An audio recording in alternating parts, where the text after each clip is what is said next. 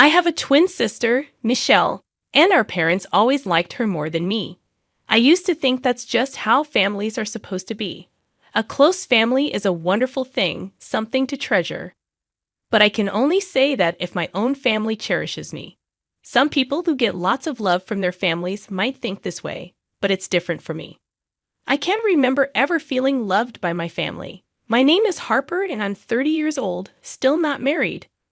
From where I stand, my family might seem close, but I rarely felt happy with them. Michelle was always beautiful and smart. Our parents showered her with love, but I was plain and ordinary, so they mostly ignored me or treated me like a bother. When Michelle wanted to learn ballet, our parents spared no expense, praising her and dressing her up for performances. But when I wanted to learn swimming or art, they said no, calling it a waste on someone like me. I remember feeling so sad and empty watching my family celebrate Michelle's ballet victories without me. But despite all the money they spent on her ballet, Michelle suddenly quit when she started high school, and our parents didn't object. When it was time for college, our parents favored Michelle again. She wanted to go to a private women's college in the city, and they promised to cover all her expenses without her needing scholarships or a job. They were cheerful about it as always. However, when it came to my education, my aspirations were never considered. My parents thought graduating from high school was enough for me. Whenever I talked about going to college, they'd say, "We let you finish high school, be thankful for that, and get a job after graduation." But I kept pushing them, offering to pay my own way through college and help at home. Finally, they agreed to let me attend a local public university, but I had to manage my studies alongside part-time work and house chores. Because I had student loans to cover personal expenses, I couldn't afford to miss classes or work. If I neglected housework, they'd threaten to make me quit college. My life was a non-stop juggling act. Meanwhile, my sister would occasionally come home looking fashionable and enjoying her college life. She'd make fun of my appearance, saying things like, "You always look so plain. If I looked like you, I'd be too embarrassed to leave the house." She'd also question the value of my education, implying it was a waste of time. She'd say, "Going to a place like that, does it even make sense?" Hearing her remarks hurt, especially because our neighbors praised her beauty, which made our parents proud. I used to feel deeply wounded by these thoughtless comments when I was younger. Now I'm so used to it that I hardly feel anything anymore. Despite enduring such unfair treatment, the stormy 2 years of college went by, and both my sister and I graduated. For my sister's graduation, the rest of the family went on an overseas trip and splurged on designer bags. These celebrations had nothing to do with me. I wanted to live and work on my own, but my parents insisted I stay home, do housework, and give them my salary. Luckily, I got a job offer from a company that I could commute to by car, even though it was quite far. Meanwhile, my sister started working for a famous company in New York and loved bragging about her office in Manhattan. I didn't care much about her boasting. A few years later, she got married to a colleague and quit her job.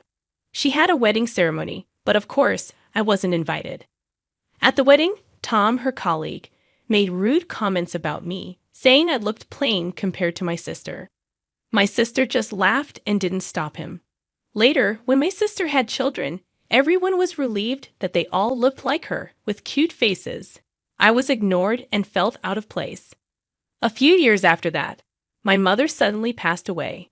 She was reclusive and relied on me for everything at home, so her sedentary lifestyle might have contributed to her death. While my father and sister grieved deeply, I found myself strangely emotionless. They criticized me for not crying and even threw things at me, which finally made me cry. After my mother's death, my father's health declined, and I had to take care of him while managing work and chores. My sister would occasionally visit, but I felt disconnected from my family. My sister would mostly just ask our father for money for her kids and then leave without helping at all.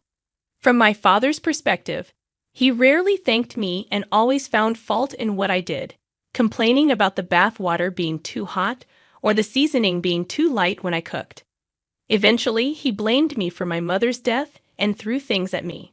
Despite my father's age and weakened legs, he would use the money I earned to go out drinking with friends. When he ran out of money, he'd demand more from me, claiming his legs hurt and avoiding any tasks at home. But he'd suddenly become energetic when going out for drinks. Looking back, I realize I should have left such a selfish family home long ago. But after enduring unreasonable treatment and verbal abuse from my family since childhood, I thought it was normal. I became numb to the abnormality and never considered moving out and living on my own. Then one day, I received an unexpected call from my sister. Before I could even say hello, she started yelling at me, asking how long I planned to squat in our family home. She announced that she had decided to come live with Dad. My sister suddenly called me and demanded that I move out immediately. She accused me of lingering at home to live comfortably off our mother's inheritance. This accusation troubled me because I didn't know about any inheritance. I decided to ask my father about it. When I confronted my father, he looked at me disdainfully and confirmed that he was indeed planning to live with my sister. He said he couldn't tolerate living with someone like me who couldn't do housework properly or get the bathwater temperature right. He praised my sister for offering to take care of him and surround him with his cute grandchildren. He criticized me for underperforming since childhood, not getting married, and spending money at home. He declared that he was cutting ties with me and told me to go somewhere else. I was deeply hurt by my father's harsh words, questioning if I was really just someone who spent the family's money. Despite my doubts, I finally made up my mind. Since both my father and sister wanted me to leave and sever our family ties, I decided there was no point in hesitating anymore. I resolved to move out and take a new step forward. I contacted my sister and informed her that I was moving out because Dad also wanted to live with her and was cutting ties with me. I apologized for everything and asked if I could take my belongings with me. My sister responded callously, implying that my belongings were cheap and would be in the way. She warned me not to touch anything else in the house or the money, threatening to call the police if I did. After our conversation, I focused on packing my things for the move. A few days later, buried in a pile of cardboard boxes in my new place, my phone rang loudly. It was my sister yelling at me, asking angrily what was going on. Confused and taken aback, I held the phone away from my ear to protect myself from her piercing voice. I could still hear my sister loud and clear despite holding the phone away from my ear. She demanded to know where I had taken all the furniture and appliances from the house. I calmly explained that I had taken everything that belonged to me, items I had bought with my own money from my job. But my sister refused to believe me. She accused me of using our mother's inheritance to buy expensive items after her death. I sighed, realizing she had misunderstood everything. I patiently explained that our mother didn't have any inheritance to leave behind. She was just a regular housewife, and there was no way she could have left the amount my sister imagined. My sister, still confused, angrily insisted that all the furniture and appliances were replaced with new ones after our mother passed away and accused me of using our mother's supposed inheritance. I reiterated that I had purchased everything with my own salary to save time and manage the housework after our mother's death. Despite my explanations, my sister continued to believe otherwise, unable to accept the reality.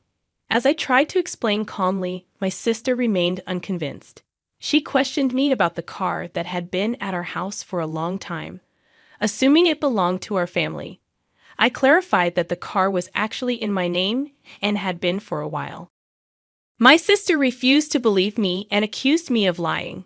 She expressed frustration, revealing that she had quit her job and used up all her savings, believing that we could live comfortably off our mother's supposed inheritance. Now feeling stranded without transportation, she blamed me for her predicament. I was overwhelmed by my sister's selfishness and tried to reason with her, explaining that there was no inheritance and that she had misunderstood everything. However, she seemed fixated on the idea of living luxuriously off our mother's non-existent inheritance. Despite her ongoing rant, I felt I needed to tell her one more important thing. I asked if she knew about Dad's debt. However, it seems my response was, as I suspected. My sister was shocked when I mentioned our father's debt, indicating she had no prior knowledge of it. Our parents had kept the existence of this debt hidden from her.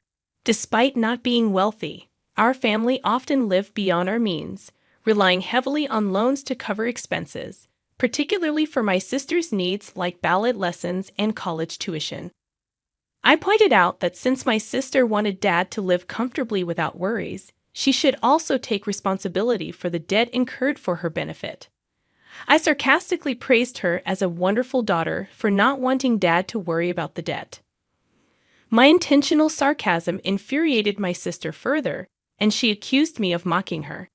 She continued to believe that I must have secretly used our mother's inheritance to afford the high-end electronics and furniture, despite my explanations.